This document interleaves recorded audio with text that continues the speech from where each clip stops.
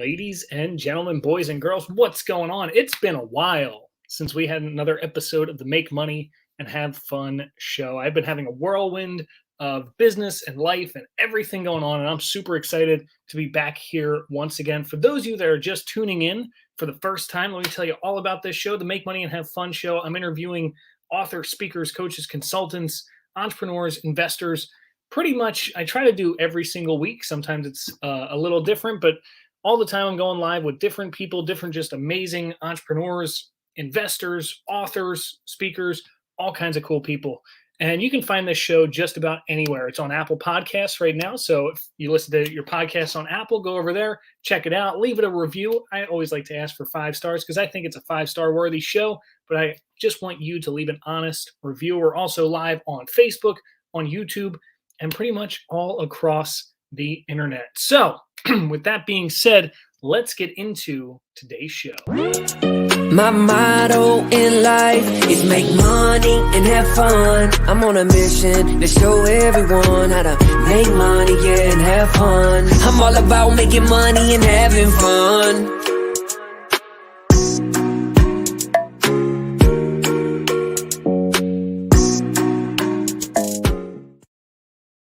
I always know it's going to be a good show when I can see my speakers, my guests on the little screen. I can see them dancing to my song. I know it's going to be a great show when I see that happening. So let me tell you about today's guest. So today I am talking to Mitch Durfee. So Mitch Durfee, I actually only ever met this guy on Facebook, which is really, really cool.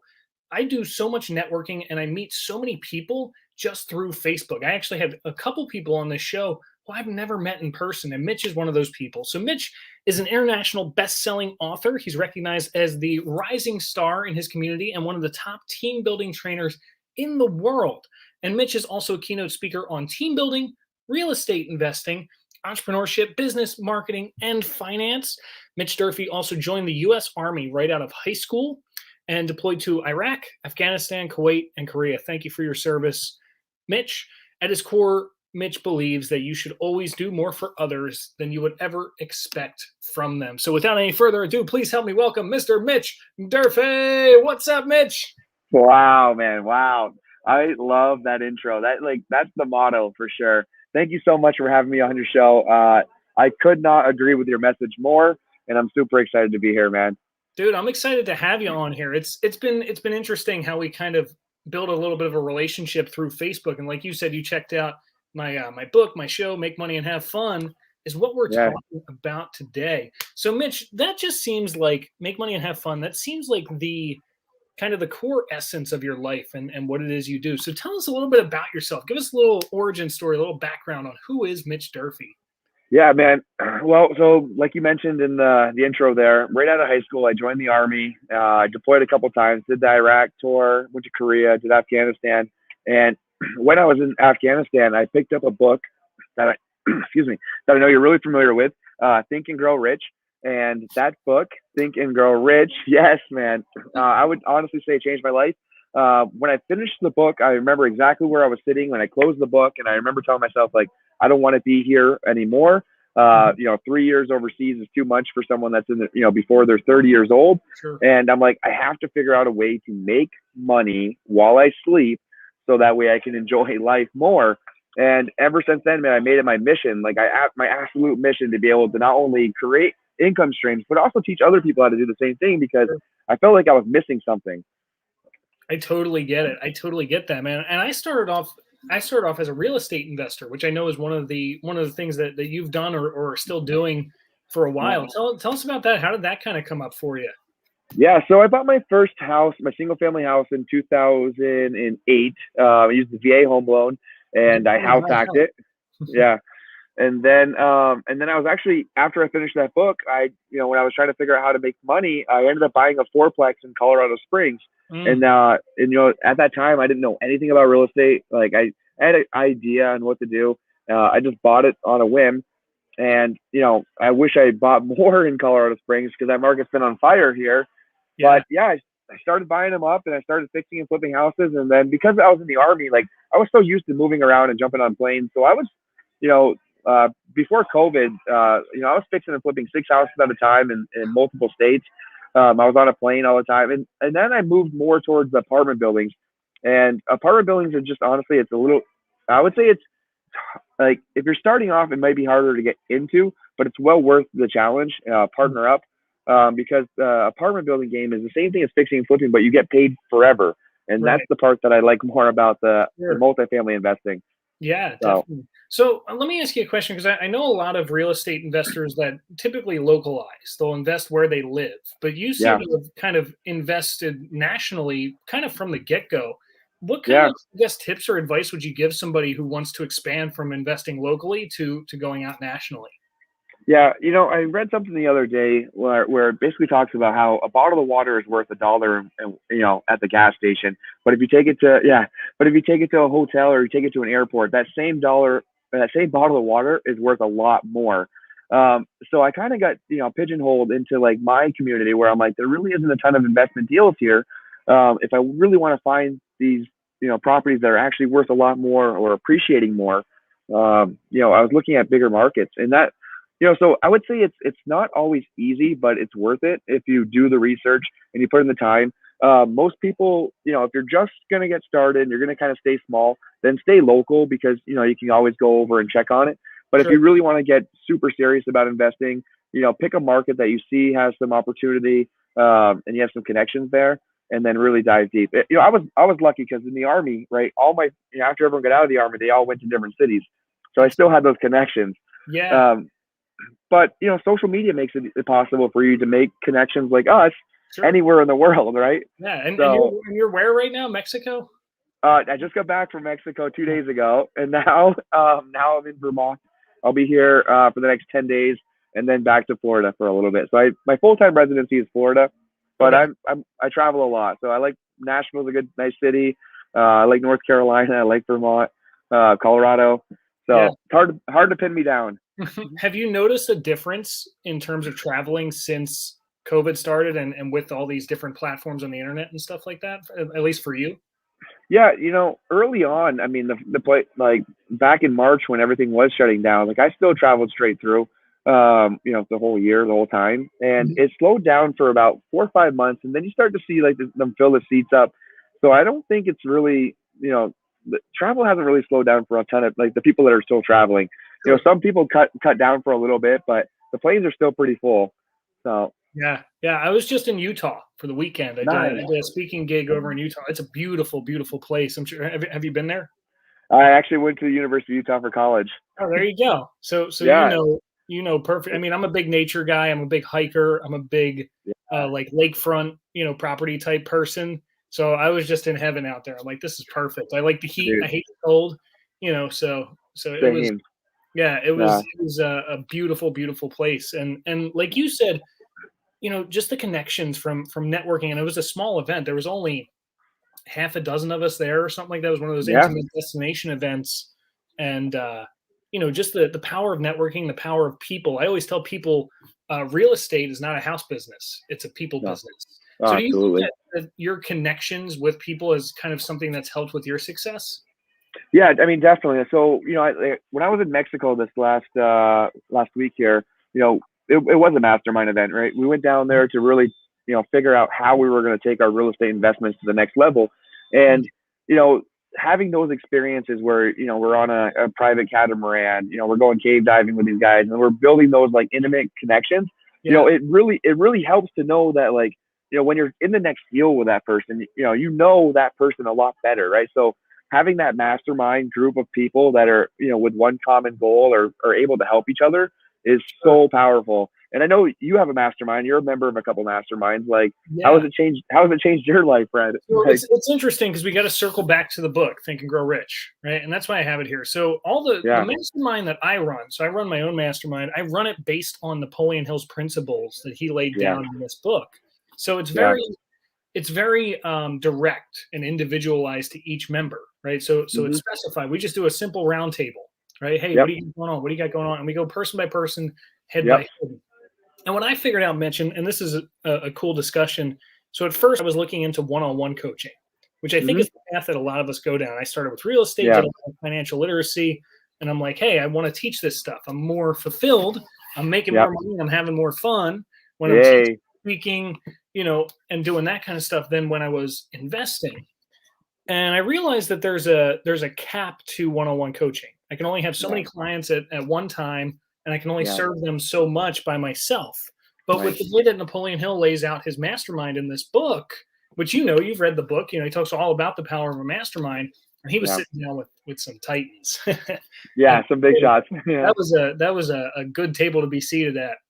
Yeah. And just by implementing that, the value of what I'm able to deliver is now expedited. Just it's completely blown away from what it could be. But what are your thoughts on masterminds, on coaching, and in your own business and as a member as well? Because I'm a member of, I think, 3 masterminds now as well. Yeah, I have a few core mastermind groups that I'm a part of, and then I have my annual mastermind where I bring people together too. I would say that if you're not a part of a mastermind, like, just reach out to people and maybe start bridging those connections, because I think you're going to find that if you're looking for a little jump start or a little more momentum, a little more traction in your business or in your life or even relationships, like, find a group of people with a common interest and common goals, and it's just going to blow your mind how powerful these things are. Because like when I started a couple businesses and I've sold a couple businesses, and every time I've struggled with that, right? You can pick up books, you can read the books, it takes a while, you can go to YouTube, but if you can just go to a person that's already done that and they can say, no, here's the tweak, and you're like, okay, cool, perfect, I'll try it, and it works, it saves you so many hours, right? Exactly. And when you're in that mastermind, you have 10 people and the power of one, right? Like, they're all sharing, okay, here's what I've done. And it's definitely I would say it's easily 10x my income. Sure. For sure. And it also allows for diversity as well. So some people don't even see that, where it's this could be your next employee, or this could be your next business partner, or this could be the next person that you joint venture on a deal with in the room with you. You know what I mean? And it's those are the people that are sitting there, and it's all the same. Business structuring is all the same. You start a business, you need marketing, you need sales, you need systems, you need structures, and you need staffing.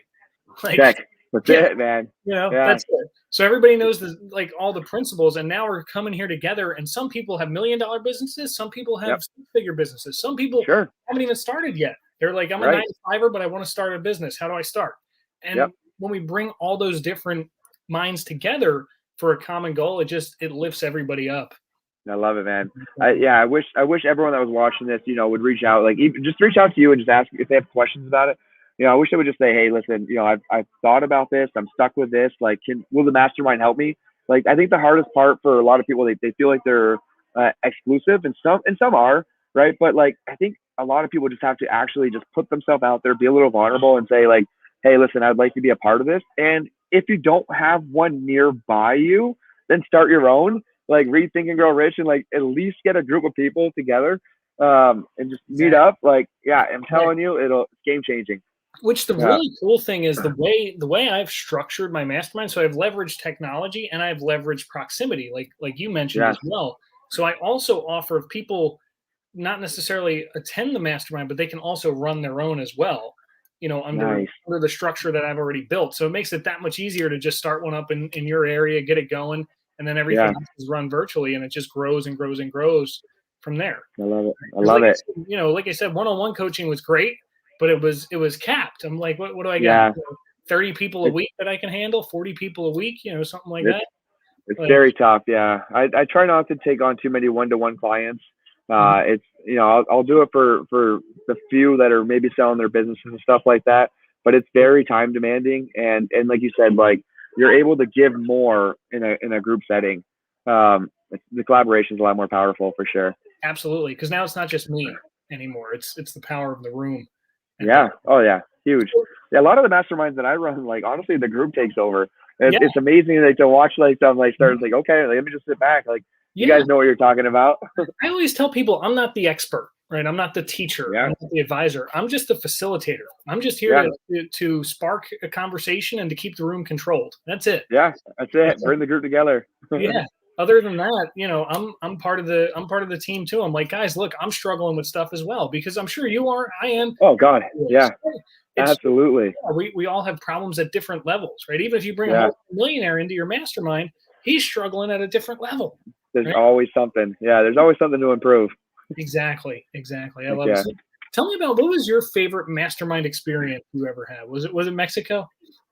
I mean, that's the most recent one. Right. I would say, so here's what I love about the mastermind retreats that we typically do is, um, so we've done retreats in Tahoe, we've done them in Miami, we've done them in Mexico, several other places. But what I love about the masterminds for me, like typically our level mastermind groups, it's pretty, most of them are 7-figure producers. Mhm. So, but we're still searching for that lifestyle like connection. And so we typically do these retreats to like Mexico with a private catamaran, or, Tahoe, like the ski house, because like, we want to experience that lifestyle. And then, but what I love about these masterminds when you play at this level, like these high level masterminds, is like once you go out there and you have that private chef and you have like the limo pick you up and you have like the ski, chalet, it's like you never want to give it up. You're Yeah. like, like you're there for like the weekend or like the 5 days or whatever. And you're like, I never want to give this up. So you leave there and you're like, I'm going to do whatever it takes to experience this life like more frequently and Yeah. with more like the people I care about, right? Like if I can experience this weekend, like, one time a year, if I'm super successful and I help other people, now they can do that more often. So that's what I love about the masterminds is like really the experiences and like how connected the group is. Exactly. I love that. Yeah, like you mentioned, we just had a destination mastermind this weekend in Utah. Nice. Too. And it Yeah. was like we did, self-defense with gun and knife defenses and stuff like that. Yeah. We learned how to put together a triage kit and a bug out bag. And we actually Yeah. built, check that, this is so cool. We actually created a spear, like the weapon, a spear. Like we made our Yeah. own spears for the thing. So I couldn't bring it on the plane, so he has to mail it. No. But it was the coolest thing. I'm like, what other mastermind are you going to go to and build a spear? Right. How cool is that? Yeah. And like you said, just tapping into these connections and having that level of intimacy and vulnerability and authenticity, it Yeah. creates just a new level of thinking. Our motto for Absolutely. the weekend was we all came there as strangers and we left as brothers. 'Cause Yeah, for sure. I don't think Oh anybody. yeah. I think only one set of people had met in person before that, and it Mm-hmm. just goes to show the power of connections once again. Speaking of Yeah. connections, let's talk a little bit about the book. So I got my third book here, Make Money and Have Fun. It's actually, Yeah. the thing is, it's actually not out yet. It comes out Dang. the end of October, but I got some author copies that I've been giving to friends of mine and stuff like that. Love it. Love it. You wrote a few books too, and for me, and you can kind of share your opinion on this in a minute. For me, Mhm. I love writing books because I Yeah. feel like I have so much to say, and I can only say so much in person or on a video. Whereas Yeah. in a book, I can fill it up with a lot of words, and Oh my that's God. why Yeah. I love writing books. What about you? What's your Yeah. opinion on writing books? Well, long story is I failed English in high school, and I didn't pick up a book for almost 8 years. Yeah, and then and Think and Grow Rich, was the first book I picked up. And after I read that book, I read a book every single week for 5 years. Wow. I just kept reading, and there was so much I wanted to know, and I felt like I was missing out on so much. Mhm. Then after reading and all these books, I'm like, you know what, like all these businesses that I'm working with and all these people that I'm trying to help, like the fastest way for me to do is just to hand them the book, right? So, I wrote Serve to Win, which is basically just, 8 principles that I've basically built my life off and my businesses off, and how I coach other businesses to give more and provide more. And it's like how unique it is to like the universe giving back. And like, like if I'm really like, if I'm struggling, I'm like, I'm down, like, I'll find someone that really needs help and I'll help them out. Like that fills my tank. Sure. But the book for me is my way of like taking, the key principles and like the knowledge that I really want people to understand. And that's the fastest way for me to give it to them, right? Because I don't have time to be able to jump on a call. Like, just in this short period of time, I think I've missed like 6 phone calls. Like I don't have time to answer all those phone calls because like meetings like this, right? Like this message is a lot bigger, right? We're able to get to a lot more people with this message than I can if I pick up the phone for those 1 calls. And a book also provides that opportunity. That's a Like, great point. like, I mean, Napoleon Hill figured it out, right? If he can interview, Carnegie and, all these other like amazing people, like, and put it into a book, like we're still able to read that information years later. Exactly. we'd never have that without books. So I think if you have a message, definitely take the time to write that down and share it with people, because it's a much better way to get it out there. I love that. I love that. Yeah. Like I said, I've written 3 books. This is the 3rd one. Congrats, dude. Let's go. We keep getting bigger and bigger because I have more and more to say. The more you learn. Yeah, the more you learn. Exactly. You know, it was funny because my first book, I wrote my first book when I was 21 years old. Dude. And I was the same as you, man. I never read a book throughout school. I was a C&D student my whole life. I was classic entrepreneur, right? Like 100%. I even have bad handwriting. That's how much of an entrepreneur I am. And my 18th birthday, here it is. I got it right here. So my 18th birthday, my coworker, I was working as a karate instructor. Dave. Yeah. Right. It's the Total Money Makeover by Dave Ramsey. And he gave me the book. And I felt the same way you did. I'm like, this isn't The Catcher in the Rye. It's not The Outsiders. It's not all these dumb fiction books that I had to read going through school. Right. It actually seems like it could be useful. And it took me a month because I'm a much slower reader than you are.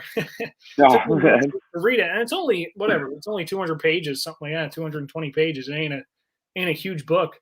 And once I read it, I only knew 2 things at the end. I knew 1, there's something else out there.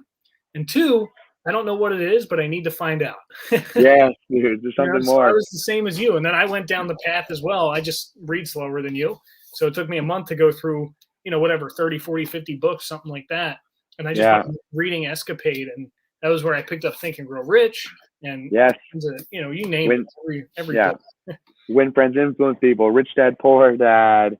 Yeah, 7 Habits of Highly Effective People. Effect, like whatever. Take notes, people. Take notes. These are the books that you need to read. Yeah, Awaken the Giant Within. All kinds. Tony Robbins. Yes, I'm a huge Tony Robbins fan. Huge Tony. Me too, man. Me too. I love it. The best. So then at 21, I'm like, I read all these books. Why don't I write a book of my own? And I wrote it for 2 reasons. One was I felt like I had something to say, like we just talked about, and 2 was because I wanted to prove to myself that I could write it. I love it. I love it, man. That's awesome, dude. Congrats. Yeah, I'm a slow adapter. I was like 27, 28 when I wrote mine, I think. No, actually longer. No, 20. I was 32. I was 32 years old when I wrote my first book. You're old a day over 28, so Appreciate it, man. Appreciate it. I love it. I love it. Well, you're lapping everybody who's yet to write their first book. So I for a while there, I was helping people become best-selling authors, right? So when they launched their book, I was helping them with the marketing to kick them off. And in fact, I'm sitting probably 500 feet away from one of my mentors, my business mentors, and my business coach, and the guy that helped me sell one of my businesses. And he actually just published his book like a week ago. And I got his book actually. I've had it in Mexico. I don't know if I can find it here, but he just published his book. And again, it's like one of those things where he's like, for a long time, like almost 4 or 5 years, he's like, man, I really want to write a book. I really want to write a book. And then he finally did it. Yeah. Yeah, I love it. I love that moment. I'm actually working on bringing authors. Give him a shout out. Here it is. Cool. There's his book. I Motivate. Nice. I love that. That's awesome. Yeah. So cool. So cool. I love it. I love it when people finally bring that to fruition. And for me, I'm actually, I'm pretty much like 100% sure the next business I start will be a publishing company. Really? Yeah, it'd be great. Yeah, it'd be a great business. Yeah, because I love it. I love books. I love being in the book industry. So this is actually my first book that I had done with a publisher. So I'm actually with Morgan James. Yeah. So I'm going to be. It's going to be in bookstores. It's going to be all across the nation. And then we'll probably look at foreign rights at some point. So brush up on Make Money and Have Fun in Spanish or whatever. Yeah, dude. Whatever language is over there. I love it. So just because of that, I found out a lot of ways to build in the publishing industry that makes it so much easier. Because my first book, it took me, a year and a half, almost 2 years to write it. Yeah, I know. It took me a while too. It was like it was just arduous and tedious. But now there's a lot. Leveraging teams and people and systems and structures, it just makes it that much easier. And I'm even looking at bringing together all these interviews that I've done on this show and putting them into a book, just like Think and Grow Rich. Yeah, that's the way to do it. Yeah, I've seen a lot of people do that. Where you can take the notes and take the bits and pieces out and compile it. That's great, man. Yeah. Hey, so I got to ask, what's your favorite way to make money? My favorite way to make money. Yeah, I mean, honestly, for me, I look at it more on the have fun side of things. So yes. my kind of philosophy, if you were to visualize it, think of like a straight line, a straight horizontal line. Yeah. And on one end of the line is a money sign, and on the other end of the line is a smiley face. And when the line is straight, when it stays straight, I call that full alignment, right? That's okay, perfect. You're in this place where you're making money and you're having fun. You got both going on. Yeah. Anytime that the line tips and one end goes higher than the other, you're either making money, but you're not having any fun, you're miserable, or you're, having a ton of fun, but you're not making any money, right? So you're misaligned. Yeah. So for me, my alignment is doing stuff like this. It's speaking, it's teaching, it's coaching, it's consulting, it's running the mastermind meetings. I love being on stage. So I'm so glad you asked me that question. When I was 7 years old, I started taking martial arts lessons. Nice. It was the greatest thing. I absolutely fell in love with it from day one. And I trained at the same school for about 15 years. And when I turned 17, about 10 years into it, I started teaching. And I don't know what it was. I just kind of always had a knack for being in front of the room. Like some people say that they're like natural born salespeople. I was a natural born speaker for whatever reason. Wow. Yeah. Congrats, man. I picked it up. I got better at it, and it always came naturally to me. I never really had stage fright. Yeah. Wow. Good for you. Kind of an interesting thing, because people ask me, they're like, don't you get stage fright? I'm like, what's that? I don't I don't have it anymore. Yeah, I know. Yeah. So it just kind of came natural. And I love doing stuff like this. I love sharing messages with the world. I love impacting people, and I just love making money and having fun. I love it, dude. I love the tipping point kind of thing there, because, when you were saying that, I was having a few thoughts where it's like, sometimes I maybe I travel a little too much, and I'm like, okay, I got to really get back into it, and I got to step up like the work factor. Yeah. But I'm working every day toward, to really balancing that out, right? Because that's the idea, right? Where you can start to make the income, and at least stop making the shifts so dramatic is really big. And the thing is, you have to keep moving to keep the line straight. Yeah. Picture a triangle in the center of the line that's balancing it, and you have to run side to side on the line to keep it balanced. But the key is, like you said, the question that you asked, the key is, what work can you do where you're not going to get exhausted from running back and forth? You're going to get motivated and driven to keep running. Yeah. So the alignment comes from the feeling that we get inside of us. And the best way I can put it is this: we've come up with this stupid cliche, right? We give ourselves these dumb metaphors in life that actually hinder us instead of help us. And the one that I hate is, do what you love and you'll never work a day in your life. Right. What a bunch of utter horse crap, right? Yeah. Yeah. I've tweaked it and I've changed it to what I think it should be, which is, do what you love and you will work every single day of your life, but it won't feel like work anymore. But it won't feel like it. Yeah. See, that's the truth. That is true, because I mean, when it comes to real estate, I could talk about real estate all the time. I could talk about like fixing and flipping houses. I could talk about apartment buildings all the time. It doesn't feel like work, right? If someone says, "Hey, meet me tomorrow at 6:30 in the morning. I want to show you a property," I'm there. It doesn't feel like work. I love it. I've always loved it. Yeah. But I love all forms of passive income too, man. Like YouTube. I love blogging. I love the book royalties. All these passive income streams that I've kind of built over the years. I love doing those, because really it's like, for me, it's like, even if I just have like a small income stream coming from courses and things like that just pays for another life. I'm buying back time, right? Like, if you just value your time, say at $50 an hour, if you can create an income stream that makes you $50 a month, you just freed up an hour, right? And I love just getting that message across to people, because sometimes people are like, well, $50 doesn't change anything. I'm like, yeah, but if you had an extra hour every single month, what would you do with it? Maybe you work again for the next one, and now you have $100 the next month. And that's, I've just really built my life on that for years now. And it's been well. I'm still taking it up more tiers and more tiers, Sure. but if you're making money, doing the things that you're enjoying, it doesn't feel like work. And you do get a little more financial freedom and more time freedom. And that's when you can really enjoy the sweetness of life. Exactly. So, Exactly. I always tell people there's two ways to make $1 million. Make a $1 product and sell it 1 million times, or make a $1 million product. It's I love it. Those two options. But let's expand on that, because I love that you brought up blogging and YouTubing. What I find most often is it seems to me like people fall short on the consistency of things. So especially today, because today we all want to get the blue check mark on our Instagram, and we all want to get get to the point where we can monetize our YouTube channels and that Yep. kind of stuff. So how do you kind of, I guess, combat that consistency in your life and in your businesses? Yeah, it didn't start off that way, right? Like, you touched on it, and I think that's something that I really want to drive home to a lot of people is that if you think that you're just going to go out there and start on one of these projects, and the next 30 days it's going to pay you, the next 90 days it's going to pay you, it's just not. There's too many people out there trying to do this moonlighting in order for you to find success with that. So what I would say to a lot of people is, we've had a blog, the Credit Repair Blueprint blog. We've had that blog that we started back in March. So we've been blogging on that thing consistently for 6 months, and Google is just now saying, "Oh my God, yeah, let's put these guys at the top of the chart." 6 months, right? That's like going to the gym.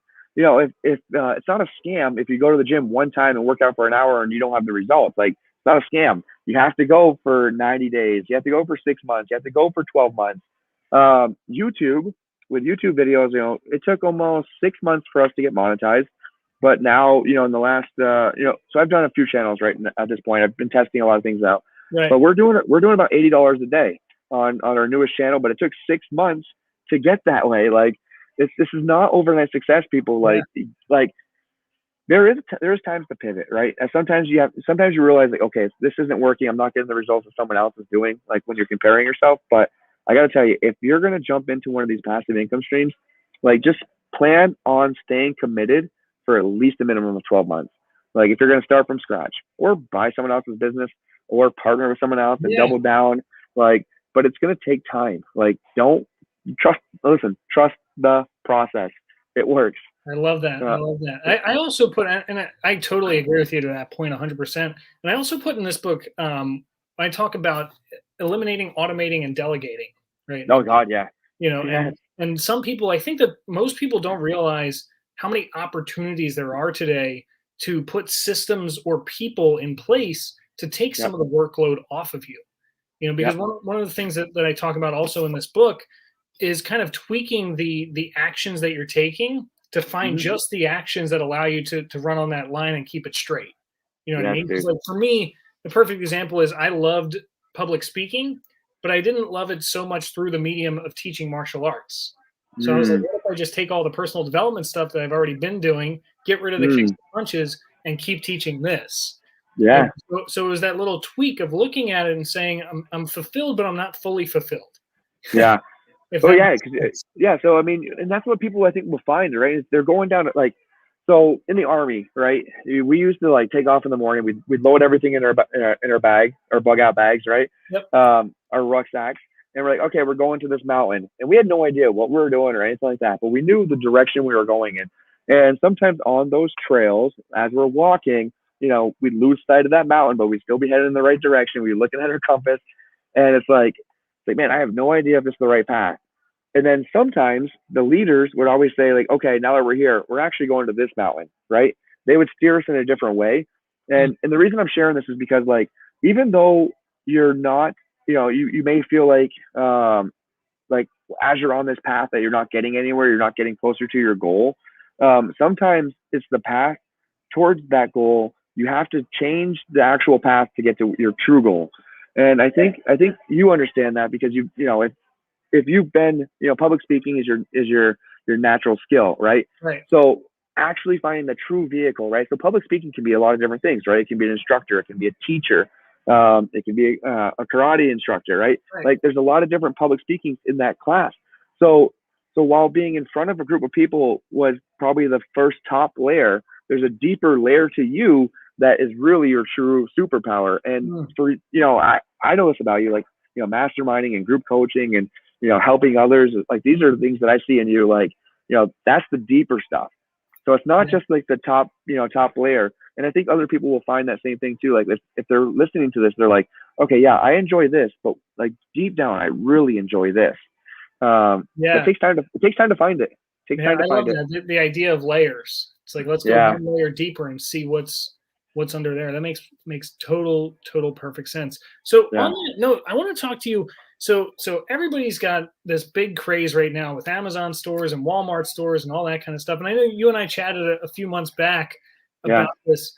I feel like this is the perfect kind of segue into the conversation that we just had, which Yeah. is, about passive income and about, Mhm. automating and delegating processes with it. So just kind of walk me through, pretend I'm a brand new person. Like how does this work? This whole automated Walmart store, Amazon store, all that kind of stuff. Give me like the Yeah, man. foot view. So, again, going back to like pivoting and being prepared to like shift things up. So, a year ago, I started, about a year and a half ago, I started off with Amazon automation, right? I was doing the drop shipping model. And, I had about 6 of those stores running at a time. Some of the stores were doing anywhere between $100,000 and $150,000 a month in gross sales. We had a store that did $880,000 in sales for the year.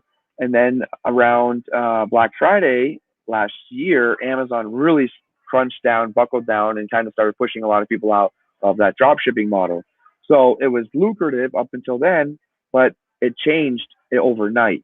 And so then, I was also doing the Walmart stores. The Walmart stores, I had 9 of them running at a time, and those stores were doing anywhere between $20,000 to $40,000 a month, and some were doing up to $120,000 a month. And all the way up until April of this last year, everything was it could never be a better time to be inside Walmart. Even up and then June, things started changing. Like I don't know if they started hiring some like Walmart or Amazon executives or something, but they started in with the same things that Amazon was doing. So again, we had to pivot again back in June. Very lucrative all the way up until June, but and everything was smooth. Everything was automated. The teams knew what they were doing. I could sit back and I could make, we were on track to do $1 million in July in business. Right. But it wasn't. And now I would say that, if you're looking at the Walmart automation or the Amazon, I would be hesitant because like they're really changing things up. So now, back in June, we pivoted again and we went deeper into Amazon FBA, right? So right now I still have, I have a lot of different businesses that we run. But the Amazon FBA, fulfilled by Amazon wholesale, is something that Amazon really truly wants you to do. And it's not as lucrative as the drop shipping, but it's something that should, as long as you toe the line, you should be fine with this business. And Walmart is kind of doing the same thing. Like so, Walmart has the same wholesale fulfillment services that Amazon offers, but they don't want you to be doing drop shipping. So that whole business model changed in the last like 18 months. So we also do Wayfair and Overstock. We have a couple e-commerce stores there. A couple of VAs, great VAs, great partners, run those stores for me. But yeah, I mean, like you said, like I go by the 4 Ds, right? Do it, don't do it, delay it, or delegate it. And I'm always 4Ding everything. And usually it's like I want to delegate my everything. Like once I understand there's a system or process, I delegate that to someone that wants that system or process because like you, I'm a visionary, right? Like I see the systems rolling. Like I don't want to be doing the system every day though. But to go back to automation and stuff like that, I would say things have changed in the e-commerce space in the last like 18 months, and especially in the last like 8 to 12 weeks. I'm hopeful that Walmart gets stuff together and things open back up, but we're coming up on that Black Friday date, and I think that they're going to squeeze a lot of people out, and it's unfortunate because a lot of people were making good money doing it. They had the systems automated, but I don't know if it's going to be there forever. So sure. Yeah. And you're saying just for the drop shipping side, right? Not actually for the fulfilled by Walmart side. Yeah. Well, I think that side's going to be here forever. I mean, I don't see it changing like on the actual doing it by the book, but the returns are, I would say the returns are about, I don't know. I mean, we were making like 30% a month, we were making about 18% a month, after all fees and everything like that. So I've heard about 20% for Walmart stores and then like 10% for Amazon stores. Yeah. But, per month. Yeah. Per month return. Yeah. And now we're, with that does that. Yeah. And now we're doing about 40% annually. So, it's more long-term, it's more consistent. It's less, you don't have to wake up in the middle of the night and be stressed about it, but it is more capital intensive, but it's the right way to do it. So do you think it's a matter of now coming down to waiting, or is it a matter of coming down to picking the right team to kind of automate the store for you? I think if you're looking at, I think if you were looking at drop shipping, I would be hesitant. If you're looking at Walmart or Amazon wholesale, service, then I would say, you should be fine if you pick the right team to manage it. There are a lot of great teams that are doing that. But yeah, I mean, you're not going to see like the crazy, 18 double-digit returns, in a month, but you will see them annualized. So yeah, there's still opportunity. It's like the probation period, and then they like throttle your earnings, and then it actually like takes off. Yeah. Then you got to play in that sweet spot where they don't shut you down for 8 weeks. And I know. Yeah. I just be cautious if you're looking at drop shipping, but the wholesale model I'd say is, we're pretty heavily invested in it right now, and we're scaling up even more every day. So makes sense. I love it. So cool. So Mitch, we're coming close on time here, but what would you kind of like to end our meeting today? Some words of wisdom, some kind of parting advice to our audience out there. What would you like to say to everybody? Yeah, I would say that depending. All right, I always love this question, right? Because it's your chance to really speak to a lot of people in the audience that are watching this. All right, so first of all, I would say is if you got value from this, right? If you watch this and you found value in something that I or Fred said, then share the message, because like there's other people that are probably going to feel the same exact way that you feel when you heard us saying something that resonated with you. So share the message, please. Help other people out. And the other thing I would say is that really, really spend more time building your network, right? If you can just reach out to a few different people, and say, hey, listen, I saw what you're doing. I recognized, how well you're doing with this. And just, I have a few questions. I'd love to connect with you. Like, spend time every single day making those connections, and it'll really accelerate that growth for whatever you're doing. If you want to be the best landscaper, find other landscapers that are playing at a higher level and make those connections. If you want to be the best real estate investor, reach out to the biggest ones, and just start spending time with them. Yeah, reach out to us. Yeah. So Mitch, where can people find you, contact you, get in touch with you? What's the best place for people to go? Yeah, the best place to find me is on Facebook or Instagram, at Mitch Durfee there. And I do have the credit repair blog. So if people are interested in, fixing or repairing their credit or business credit, then check out the credit repair blueprint. We're really heavily invested in a lot of time in that, because, we've spent a lot of time building our business credit and helping other people build business credit, so that way they can buy more real estate. Because I think that's the key to building businesses and building an empire through real estate is credit. So absolutely, and even e-commerce stores now. You need credit. You need credit. It was interesting. So I just got about $11,000 in credit over the weekend because of I got a whole bunch of airline cards. Dude, let's go. Take those. And so I guess the only question I have for you about that, because I've raised probably close to $100,000 in credit over a year. Nice. Do you see or kind of delineate any difference between building credit for a business versus building personal credit? Yeah. So if you have business credit, I would focus on that. And the reason I say business credit is a little stronger if you have a business, first of all, you do have to have good personal credit in order to get business credit. But the difference is, if you have $10,000 of personal credit and you max that out, your credit score will tank.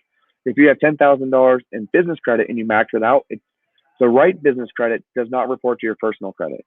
Mm-hmm. So if you have $10,000 on a credit card and it's a business credit card, you can let that sit there. You can make your payments on it.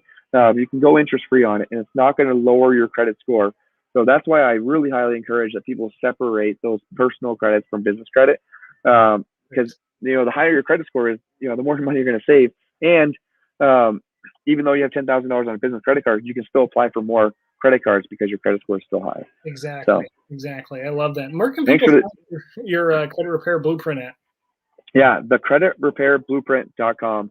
So everything's there. We're blogging on it consistently. There's a lot of information. I think you'll find anything you need about credit should be there at this point in time. All right. I think I spelled it right. creditreblueprint.com. Dude, you're a wizard. You were a wizard at these interviews, man. Like, I watched you roll your do the B-roll and everything like that. You're impressive, man. Thank you so much for sharing that. Oh, thank you. It's just me out here. I got no assistants, no nothing. It's impressiugh. I love it. I love it, man. Dude, this was so cool. Thank you so much for making this today. And sorry you missed like 16 calls. Oh, yeah, not even worried about it, man. Facebook Messenger is the best way to get a hold of me. There you go. That's where I found you. Yeah, dude. Thank you. Hey, when's your next Mastermind event? Are you doing another kickoff or anything like that? Just out of curiosity. So I do my Masterminds weekly, so it's a little great different than how most people do them. So I do them every Tuesday and Wednesday at 7 p.m. Eastern time. So you can attend either or both. Perfect. I don't know why you guys both though. Check those things out if you haven't already signed up. Love it. Yeah, let's get you in there, get you going, and we'll make it happen. Mitch, you're the best, brother. Thank you so much for the time. Appreciate it. Soon. See you guys.